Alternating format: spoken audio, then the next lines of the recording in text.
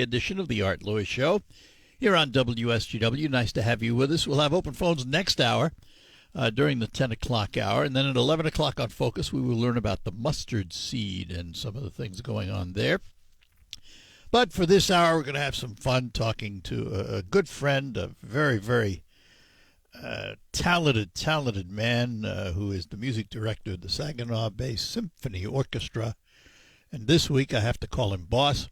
And he is the one and only Fuad Fakouri. Fuad, good morning. Good morning. Thanks for being with us today, Absolutely. as Thanks always. for having me.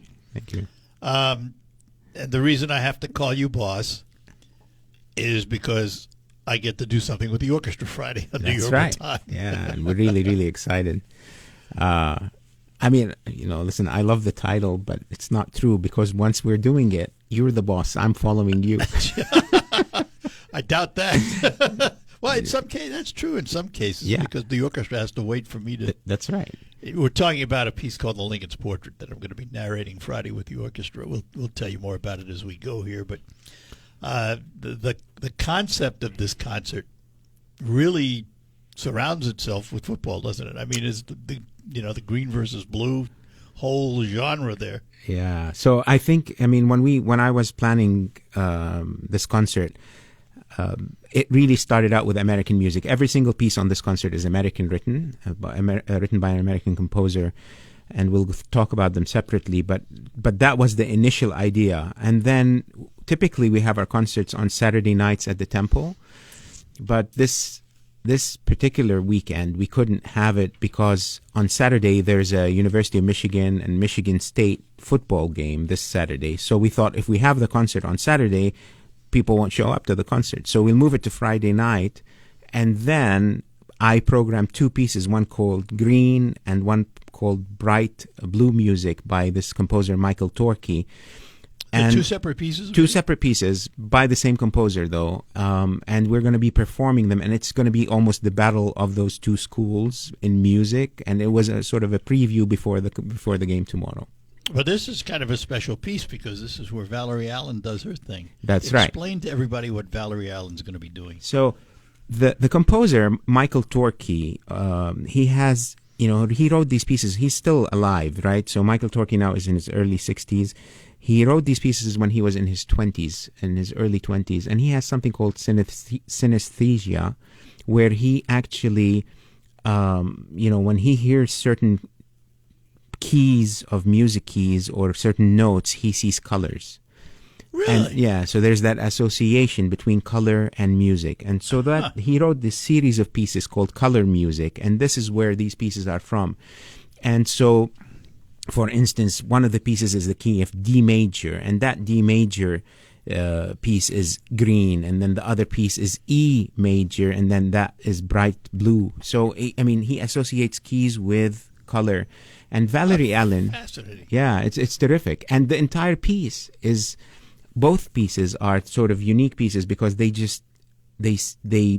have material and they keep permutating this material over and over again. And he's almost showing you shades of this hue of this color, green or blue. So you get a 15-minute piece of just this repetitive and interesting,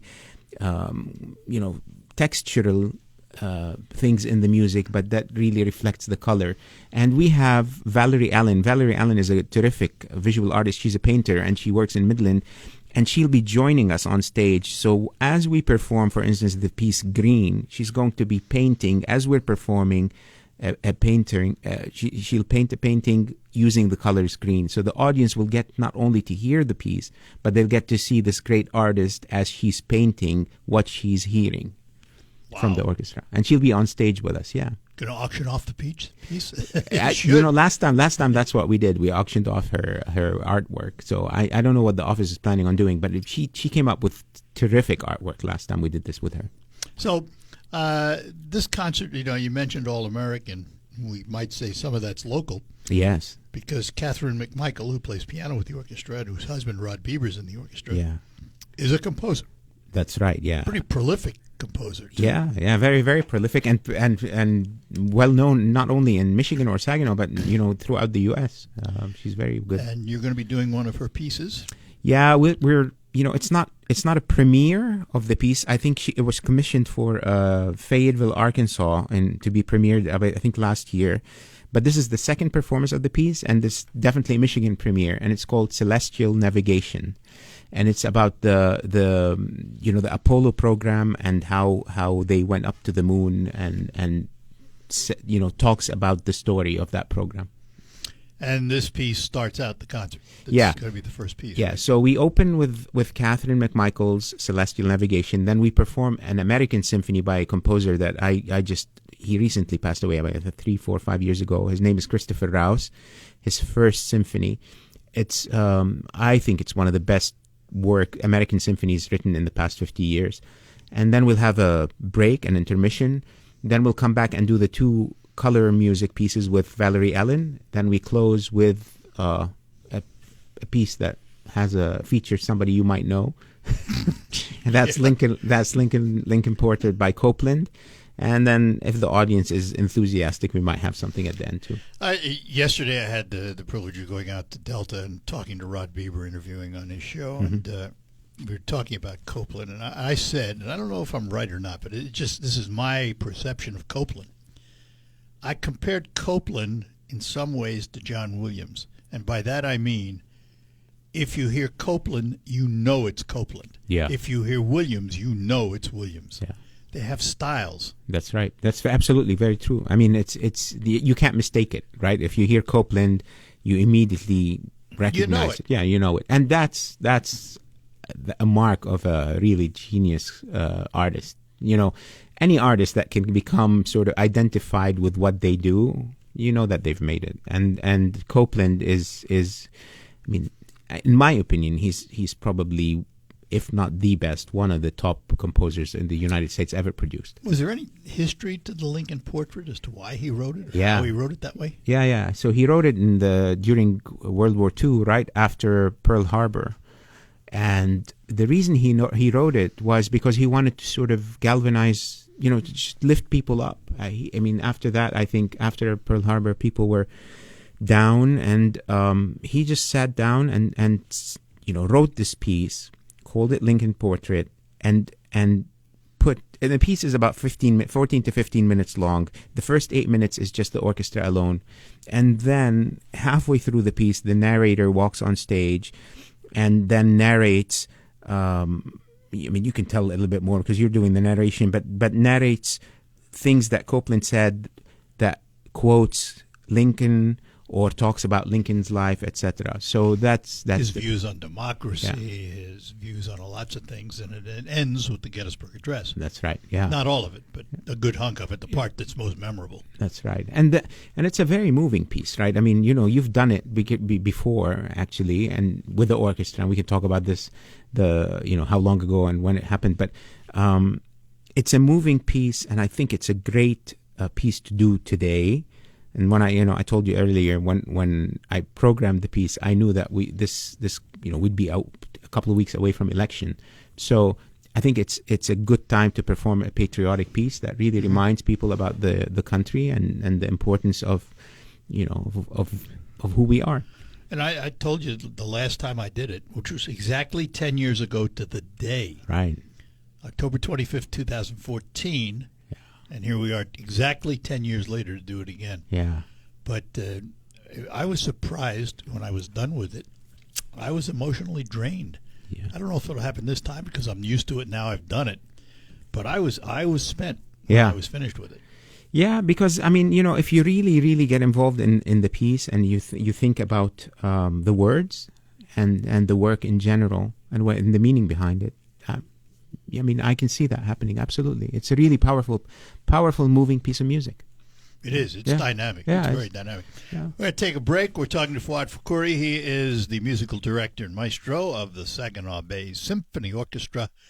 The big concert, The Green versus Blue, coming up this Friday, 7:30. Tickets are available. We'll tell you more about that as we go. Also, I want to remind you that the 46th annual Crying Towel Party will take place prior to that at J.B. Meinberg's and Woody O'Brien's. It is the 46th annual. $5 to get in, and you can, show your colors for your favorite team. And the nice thing about it is it starts 5 o'clock. You have plenty of time to get over for the 6:45 pre-concert talk or the concert itself starting at 7:30. So do both. And we will be back. Hello, I am. All right, we're back with you in studio with me, the musical director of the Saginaw Bay Symphony Orchestra. He is Fuad Fakuri, and we have a big concert coming up this Friday, the Green versus Blue, if you will, and it's a concert that also has a tailgate experience ahead of time. Yeah. I think Making Bacon's going to be That's there. right. Yeah, they're going to be outside in the parking Outside lot. in the parking area. Yeah. So you can come on out and tailgate if you like. Wear your colors. That's Don't right. come dressed up in your tuxes. Only us penguins on stage will do that. So that's it's going to be a good time. Yeah, we're encouraging people to come wearing whatever colors. I mean, whatever university you went to, whatever jersey you have, just show up wearing your colors. So when you do a concert like this, Fuad, what's the order of things? Not the order of the concert, but getting ready for the concert. How many rehearsals do you do with the orchestra? How do you set them up? Yeah. So typically we have 3 rehearsals. Our typical rehearsal schedule is Wednesday night and then Friday night. And then we do a dress rehearsal Saturday in the afternoon, followed by the performance Saturday night. But this one, because we've changed the rehearsal schedule because the performance is on Friday night, now we're rehearsing Tuesday evening, Wednesday evening, Thursday evening, and then we come back and we perform on Friday. So it's typically 3 rehearsals. Sometimes it's less. And you're not doing the concert start to finish in each rehearsal. No. Just the last rehearsal you do that, Yeah, don't you? yeah. In the dress rehearsal, or the general rehearsal, right before the day before the concert, the last rehearsal before the concert, we run it as it would be run in the concert. But typically, I mean, if you come to a rehearsal like tonight, I seldom go more than a minute or 2 of music without stopping and fixing things and adjusting. Really, that much? Yeah. Especially with this particular concert. Now, when you say adjusting, Yeah. the way you hear the score in your head is what you need to communicate to the orchestra. Yeah, to a degree. It depends, right? So this concert has a lot of modern music, a lot of newer music. So a lot of my stopping for this particular concert is to fix things that are not together. Whether it's this instrument is not supposed to perform a certain way with another group of instruments and they're not together. So I have to fix it. Or this instrument is out of tune compared to other instruments with intonation issues. So I have to adjust that. So for this concert, it's very technical. There are a lot of things like that. And these are all professional musicians. Absolutely, So they yeah. understand when Yeah. you say something, they know exactly what you're talking about. Yeah, I just have to stop and identify what's going on, and they'll fix it without me really telling them. I mean, sometimes you have to sort of say, yeah, the reason this is not working is because you're going fast and they're going a little bit slower, so fix this rhythm here. But most of the time, if you just say that the problem, they're great musicians. They fix it by themselves. They do it on their own. We are blessed in Michigan to have a cadre of orchestral musicians. Yeah, You absolutely. might not find someplace else. No. I A mean, lot of that has to do with the University of Michigan, I suspect. yeah, all the universities, Central, University of Michigan, Michigan State, just the culture in Michigan of symphonic music is just unbelievable. I mean, not just symphonic music, just the culture of arts. So we're really, really fortunate. Our musicians are, I always say this, every time I stand in front of them on stage, I just have to pinch myself because that's how great they are. They're so inspiring. It's wonderful to just stand in front of them. And it's not the orchestra you stand in front. It's not the only one. I mean, you have Yeah, West yeah. Texas Orchestra. Mhm. How do they compare? Different? Different. Every orchestra with every community is different. I mean, you know how that goes. But there's something very special about, again, it's a cultural thing. And now when I mean culture, it's just the culture of musicianship in the state. They come here, they're ready to go from the moment that they get their music and they perform. What I love about the Saginaw Bay Symphony Orchestra is although these musicians come to perform with us here maybe 6 times a year, many of them have been performing with us for years, decades, and they know each other so well that when you put them, it's almost like a pickup game. When you put them to play together, they know how to play together, and you don't have to coach a lot. They just do it. Do these musicians, because they play some of these pieces over and over and over again, Never get tired of it?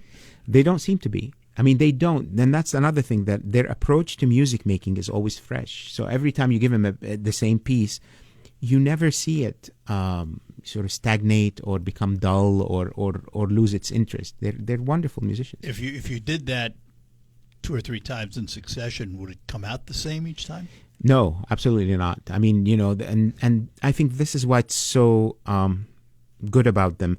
And when I say it won't come out the same way, that's not necessarily positive. It'll be recognizable. Right, yeah. It'll be absolutely, yeah. But sometimes, the beauty of what we do, and I think this is why I encourage people to come, for instance, for this concert. You're going to be narrating Lincoln's portrait. Now, tonight we will rehearse it, and you will narrate it one way. On the concert, there are so many other variables that will change. You'll have audiences in front of you. You might recognize somebody in the audience that that all of a sudden your eye catches that one person at that one moment. And the narration, just by the mere fact of all those variables, will change. And that's the beauty of what we do. It's a live experience, and it depends and reflects the moment. Can you, as a conductor, enjoy the moment, or are you so involved in the technical side of the music as your brain hears it that you don't hear the overview? Yeah. I'll answer this question differently. As I age, I enjoy the moment a lot more. I recognize that. Yeah, absolutely. Because when I was younger, when you're young and you're starting out your career, you're so focused on how you're doing and am I getting everything right, and that you're not really thinking about others and the music and what's happening, which is not very healthy. I mean, you have to be thinking about the entirety. That is so true. And, here I'm sitting here at 81 years old, and I can tell you that in my younger days in broadcasting, I worried about what came out of my mouth. Yeah. Now I don't. Yeah. I don't think about it. I mean, it's just who I am, and I'm not going to change, so here I am. Yeah, but that, what? I've realized that comes also with, I mean, that takes time, that takes maturity. That takes and experience. Yeah. Yeah. I mean, and I say this to people, even I gave a master class last week. I was in Texas, and I gave a master class at my alma mater, University of North Texas. I was talking to young conductors, and I told them something that I just said it in the moment, but then I realized it because after I said it, I thought about it. When I was standing, I told them when I used to stand in front of an orchestra in my 20s, versus I'm 52. So when I stand now in front of the orchestra, the reaction from the musicians is extremely different. When I was in my 20s, who's this young cat? Exactly, what's he know? Right. Yeah. And you would have to work so hard to convince them of what you want them to do. Today, I just say it and they do it. They do it. I'm going to stand you in front of the Saginaw Bay Symphony Orchestra, and I'm going to stand you in front of the West Texas Orchestra. Mm-hmm. Do you treat them differently? Yeah. Because of their capabilities as you view it, or how you deal with them? Yeah, and in many ways you have to treat them differently because every different organization has strengths and weaknesses. So and beyond strengths and weaknesses, every different organization is serving a different type of community, a different type of audiences. So yeah, I have to sort of think about other things, different things. The venue is different as well. We have a beautiful venue here, the Temple Theater. Over there, they're renovating their venue. So for this season and part of next season, we're performing at different churches around town. So you always have to have that concern. So there are always issues that you have to sort of adjust for. Fuad Fukari, musical director of the Saginaw Symphony. We will be back with him after these notes. I have with me Jeff Carrick from Back with you on the Art Lewis Show for this Wednesday morning, talking to Fuad Fukuri. He is the musical director, conductor of the Saginaw Bay Symphony Orchestra this Friday night, beginning at 7:30. The Green versus Blue, the concert tailgate experience. And the tailgate comes into play because Macon Bacon will have their truck down at the Morley Plaza before the concert from 5 to 7 p.m., so that you can partake in a tailgate fashion. Yeah. Also at the same time, the Crying Towel Party is going on over at J.P. Meinberg's and Woody O'Brien's at 5 o'clock. So there's lots to do.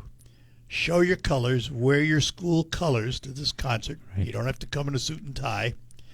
Unfortunately, I do. you can wear your colors. Yeah, no, you don't want me to do that.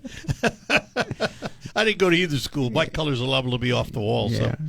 So it is funny though, but it is truly and this is a rarity too. It's an all-American concert, literally. Yes. So let's talk about the pieces.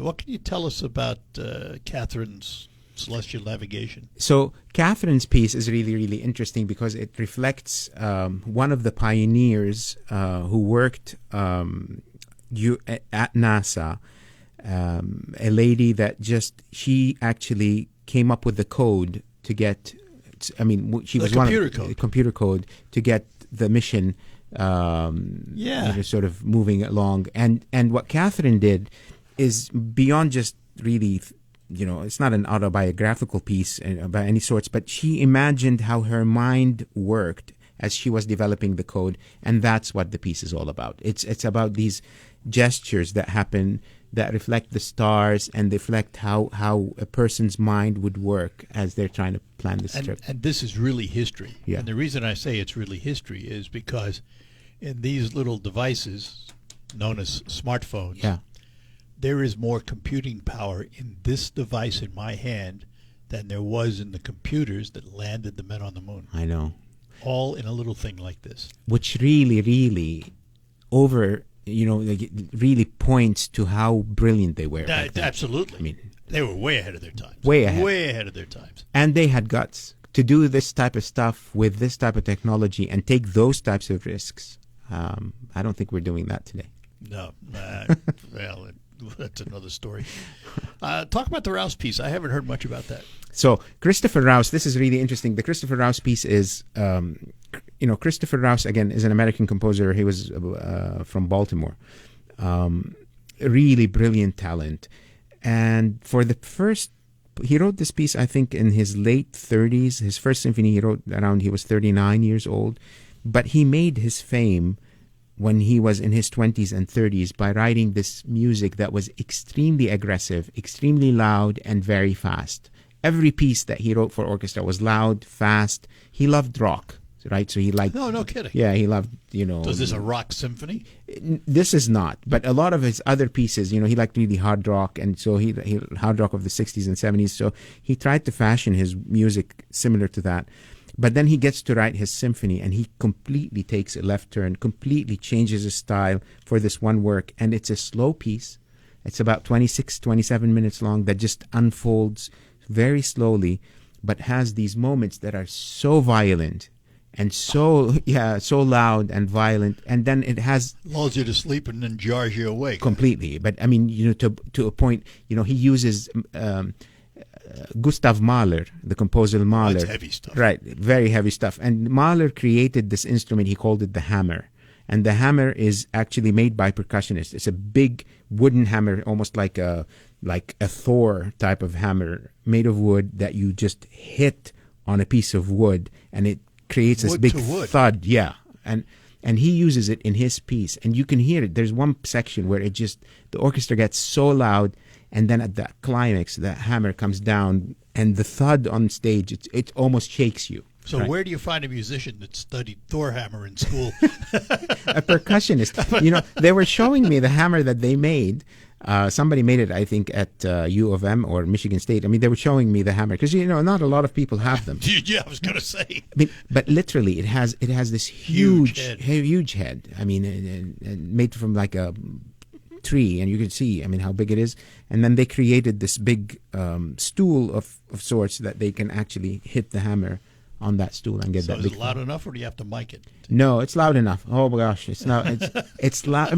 You can go online, you can go on YouTube and put Mahler hammer on YouTube. You'll see orchestras doing this hammer. I will. It shakes the stage. It's that. Does it really? Yeah, it does shake the stage. Yeah. All right, we'll get to the second half. That's the first half, ends the first half. Yeah. And we will get to the second half of the Green versus Blue concert. But remember, 7:30 this Friday at the Temple Theater. There will be a pre-talk at 6:45 in the Leopard Lounge, and tickets are available. Yes. If you go online to Saginaw Bay Symphony Orchestra, you'll find a way to get tickets for it. They can buy them online. Yep, and it'll be a fun evening. We will take a break and be back with one more segment with Fuad after this. Let me take a moment, though, to talk to you about McDonald Ford and Quick Lane Freeland. They are next to each other. And I really want to talk about Quick Lane Freeland, your one-stop for all of your automotive repair needs, routine maintenance, oil, brakes, tires. Speaking of tires, Quick Lane in Freeland is selling new tires for just $5 over cost. Now, you can't do any better than that. Brand names like Michelin, Goodyear, BF Goodrich, plus an additional $60 to $100 in rebates on a lot of these tires. Extra if installation includes balancing and lifetime tire repairs. Enjoy their customer lounge, too, with internet and free ice cream bars. It's all waiting for you at Quick Lane Freeland next to McDonald Ford, where they work on all makes and models of cars. They keep them in tip-top shape. Quick Lane Freeland next to McDonald Ford. Take your place on the throne every... All right, we're back with you here on WSGW talking to Fuad Fukudi. He is the musical director and conductor of the Saginaw Bay Symphony Orchestra this Friday night at the Temple Theater. Back with you here on WSGW talking to Fuad Fukudi. He is, as I mentioned, the musical director and conductor of the Saginaw Bay Symphony Orchestra. So let's tell everybody again about the second half, because it's the second half really is unique. Yeah. So the second half has two different things. The first part of the second half is two pieces. One is called Green, and one is Bright Blue Music, and they're both by Michael Torkey. Both pieces are about 12 minutes to 13 minutes long, and those two pieces we will have the guest artist, a painter, Valerie Allen from Midland, who will be painting as we perform these pieces. So usually with a symphony you say guest artist and you say, oh, what instrument do they play? That's right. Here we have an artist who's an artist. Yeah, exactly. And this is what's so unique about this entire second half. I mean, we have her, and then after that we do Lincoln Portrait, and you'll be narrating Lincoln Portrait. So we have great, terrific people in the community, artists and people who are professionals, who are well known at what they do, like you and like Valerie, who will be joining us to show off, and not show off, but to to support us and to really lend their skills to help the orchestra really achieve the mission of what we do, which is really interact with people and touch lives through music. Lincoln's Portrait, in some ways, has been a mainstay for orchestras to be able to get community people involved. Yes. I mean, you can watch it. It's all over YouTube. Mm-hmm. I mean, and all kinds of well-known actors and all kinds of folks you never heard of. Right, yeah. It's a piece that's performed quite often, and it has the occasion, and that's the beauty of the piece. I mean, it has a built-in occasion where it's really patriotic, it's American, and it has a beautiful message behind it, the words of Lincoln and the address that he gave at Gettysburg. So it's just, it's a terrific piece. I really would encourage people to come and just hear it. If nothing else, that piece alone.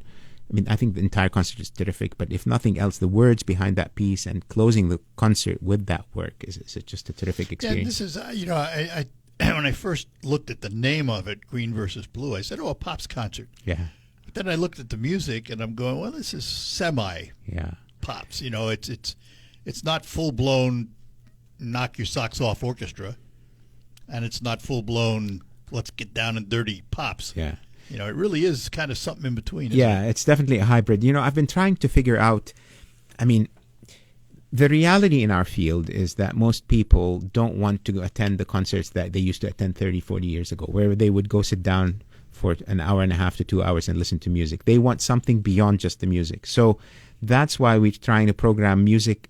I mean, and this is why I think this concert is a terrific sort of compromise, because I'm programming music that is challenging for the orchestra, somewhat challenging for the listener.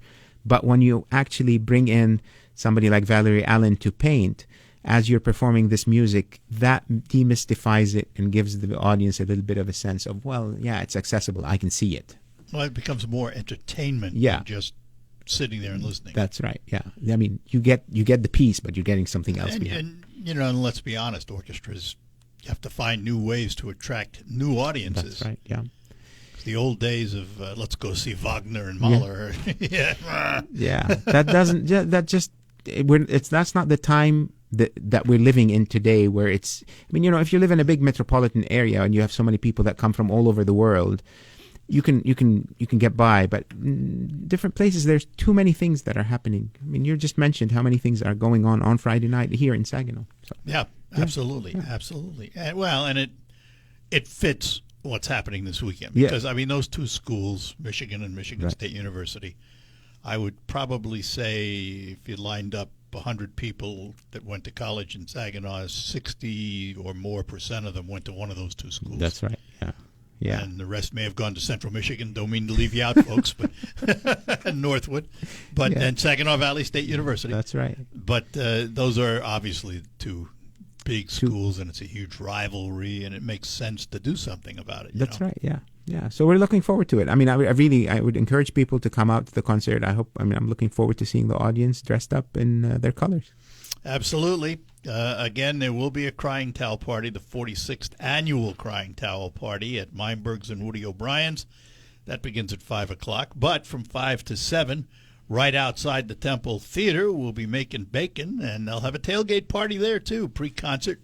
There will be a pre-concert talk at 6:45 in the Leopard Lounge, and then at 7:30, the concert. Tickets online at the Saginaw Bay Symphony Orchestra website, and we look forward to seeing you all there. Should be a fun night. Absolutely. Looking forward to it. They can come and see Art Lewis talking. And by the way, folks, yes, there is work that goes into it. I have 2 rehearsals I have to go to tonight and tomorrow night. He won't let me off the hook. Yeah. After the concert. After the concert, I'm off the hook. That's right. Yeah. Well, Fawad, as always, it's a pleasure, sir. Thank you. The pleasure is mine always, Art. Thanks for being Thank you. here. Fawad Fukardi, musical director, conductor of the Saginaw Bay Symphony Orchestra. It's been almost 4 decades. All right, our thanks to Fawad Fukardi for being with us this hour. Next hour, open phones for the entire hour. We'll tell you more after the news, of course. The news coming up. That'll be from CBS. They'll bring you up to date on the world and the nation.